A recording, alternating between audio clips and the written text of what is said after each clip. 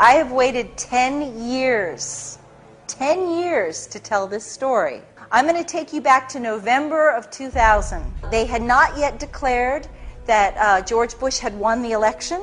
I was having meetings with the full knowledge and permission of the CIA with the Iraq's ambassador to the United Nations on resuming the weapons inspections. And I can tell you that in April of 2001, I was summoned to my CIA handler, Dr. Richard Fuse, and he said he had a message for me to deliver to New York at the earliest possible convenience.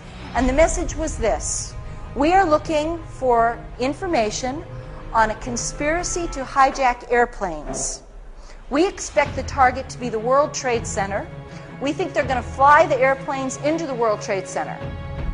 And we want the Iraqis to provide it's called actionable intelligence. Actionable intelligence is a name, an airport hub, a flight number, something that's going to help us identify who they are, where they're meeting, what their nationalities are, anything like this. And he gives me a message, and he says, we want this information, and I want you to tell the Iraqis that if they fail to give us this information, and if it is later determined that they knew the information and they did not give it to us, then the United States is prepared to go to war with Iraq.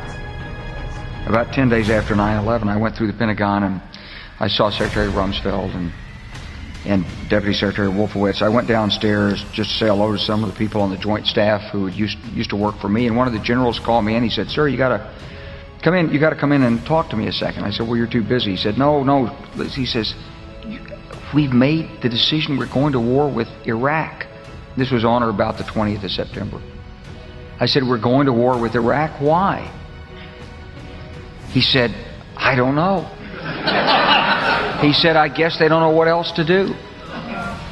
So I said, "Well, did they find some information connecting Saddam to Al-Qaeda?" He said, No. He says, "There's nothing new that way. They just made the decision to go to war with Iraq."